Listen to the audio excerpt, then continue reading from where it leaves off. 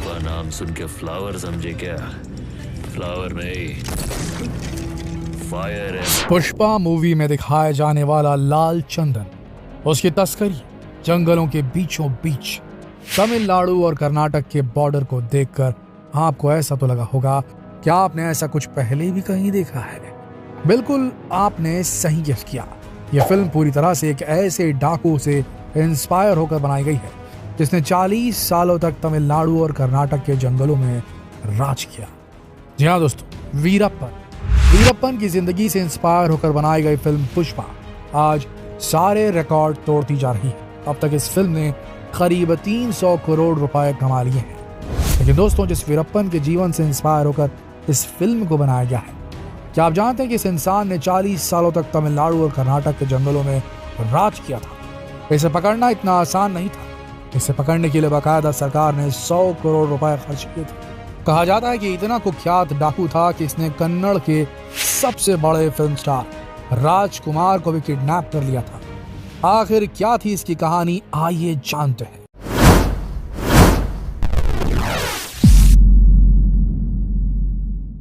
अक्टूबर 2006 देश के सभी मीडिया चैनल से एक ही खबर दिखाई जा रही थी कि दक्षिण भारत का कुख्यात डाकू वीरप्पन एनकाउंटर में मारा गया। एक ऐसा डाकू इसे पकड़ना लगभग नामुमकिन था। इसे पकड़ने के लिए बड़े बड़े सर्च ऑपरेशन किए गए। सरकार ने इसे पकड़ने के लिए 100 करोड़ रुपए तक खर्च कर डाले, लेकिन इसके बाद भी वीरप्पन को नहीं पकड़ा जा सका।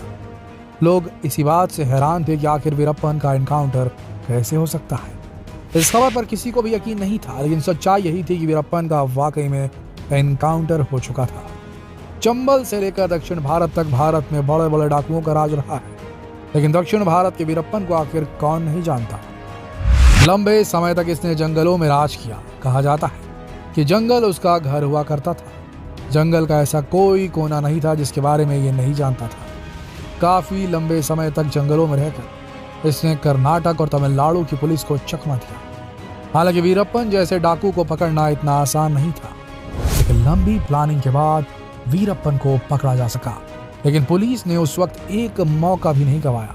मौका पाते ही लगातार उस पर 338 राउंड की फायरिंग की, तब कहीं जाकर वीरप्पन को पकड़ा जा सका। डाकू बनने की इसकी कहानी तो वैसे 1962 से ही शुरू हो चुकी थी, जब ये सिर्फ 10 साल का था।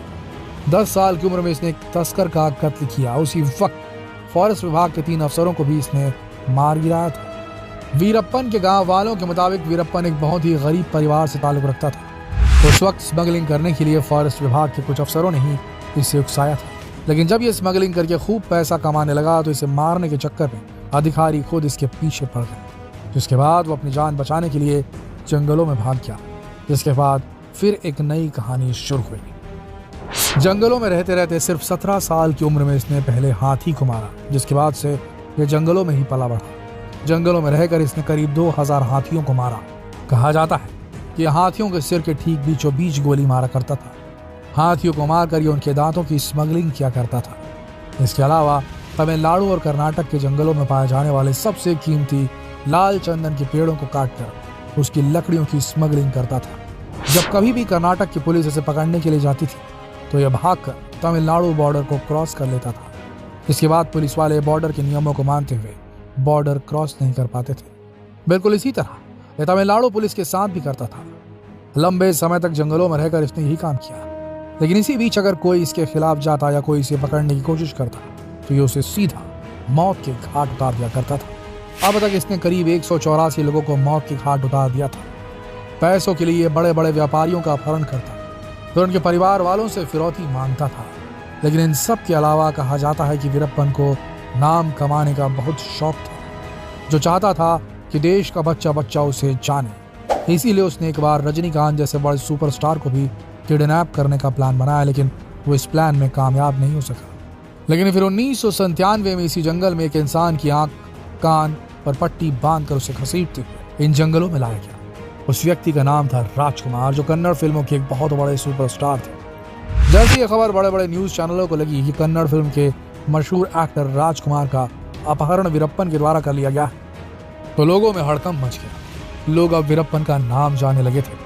वीरप्पन की दहशत फैलती जा रही थी। राजकुमार को छोड़ने की एवज में उसने 50 करोड़ रुपए की डिमांड रखी। उसे पकड़ने के लिए स्पेशल टास्क फोर्स बनाई।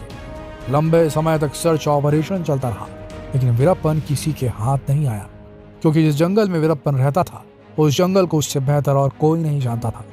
लेकिन वीरप्पन यहाँ पर नहीं रुका। सन 2002 में उसने कर्नाटक के लिए एक मिनिस्टर नागप्पा को किडनैप कर लिया। मांग पूरी न होने पर वीरप्पन ने उन्हें मार दिया।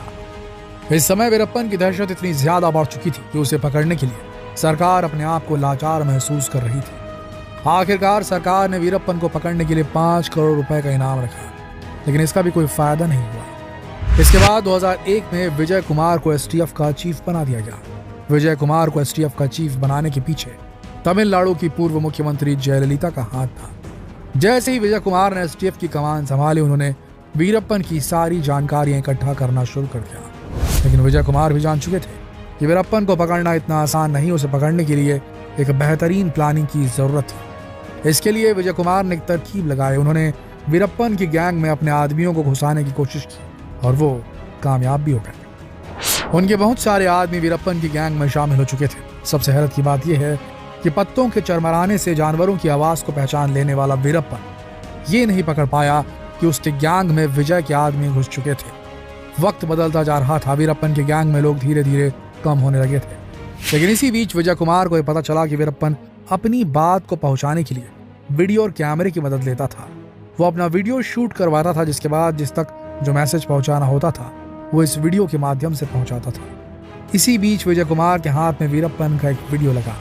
जब उन्होंने इस वीडियो को गौर से देखा तो उन्हें समझ में आ गया कि वीरप्पन की एक आंख में दिक्कत है और हो सकता है कि वो अपनी आंख का इलाज कराने के लिए जल्द ही कुछ न कुछ करेगा। बात बिल्कुल सही निकली। वीरप्पन अपनी एक आंख से बहुत ज्यादा परेशान था। उसका इलाज कराने के लिए वीरप्पन तरकीब लगा रहा था। विजय कुमार के जो लोग वीरप्पन की गैंग में शामिल हो गए थे, उन्होंने वीरप्पन को उकसाया कि अगर वो समय रहते अपना इलाज नहीं कराएगा तो उसकी आंख खराब हो सकती है। आखिरकार वो दिन आ गया जिस दिन एसटीएफ का बहुत बड़ा सपना पूरा होने वाला था। वीरप्पन को पकड़ने की सारी प्लानिंग हो चुकी थी। वीरप्पन की गैंग में शामिल हुए विजय कुमार के लोगों ने वीरप्पन से कहा कि सड़क किनारे एक एम्बुलेंस आएगी जो उसे हॉस्पिटल ले जाएगी, लेकिन असलियत में कोई एम्बुलेंस नहीं थी, बल्कि पुलिस की गाड़ी थी जिसमें ड्राइवर और वार्डन विजय कुमार के आदमी थे। जब वीरप्पन जंगल से बाहर निकला तो पापीरा पट्टी गांव में उसे वही एम्बुलेंस मिली। वीरप्पन और उसके कुछ साथी उस एम्बुलेंस में बैठ गए। एम्बुलेंस चल पड़ी। थोड़ी दूर जाकर ड्राइवर ने गाड़ी को रोक दिया। इसी बीच ड्राइवर और वार्डन दोनों गाड़ी से निकलकर भाग गए। जहां पर गाड़ी रुकी हुई थी वहां पर ढेर सारे पुलिस वाले छिपे हुए थे। गाड़ी जैसे ही रुकी, पुलिस वालों ने फायरिंग शुरू कर दी। करीब 338 राउंड की फायरिंग की गई, लेकिन इन 338 राउंड की फायरिंग में वीरप्पन को सिर्फ 2 ही गोलियां लगी। इस घटना के बाद हर कोई हैरान था कि वीरप्पन का एनकाउंटर नहीं हो सकता। कई लोगों ने कहा कि पुलिस ने उसे जिंदा पकड़ने की कोशिश भी नहीं की, लेकिन इंक्वायरी में पता चला कि पुलिस वालों ने वीरप्पन को चेतावनी दी थी। लेकिन इसी बीच उसने गोलियां चलाना शुरू कर दिया, जिसका जवाब देते हुए पुलिस वालों को फायरिंग करनी पड़ी। इस ऑपरेशन के खत्म होने के बाद विजय कुमार ने वीरप्पन के ऊपर एक किताब भी लिखी जिसका नाम था वीरप्पन चेजिंग द ब्रिगेड। इस किताब में उन्होंने बताया कि उन्होंने किस तरह से वीरप्पन को पकड़ा। दोस्तों, ये था दक्षिण भारत का कुख्यात डाकू वीरप्पन, और आज उसी की कहानी से प्रेरित होकर पुष्पा मूवी को बनाया गया है, जो आज के समय एक बहुत बड़ी ब्लॉकबस्टर फिल्म साबित हो रही है। अगर आपने इस फिल्म को अभी तक नहीं देखा तो इसे जरूर देखिएगा।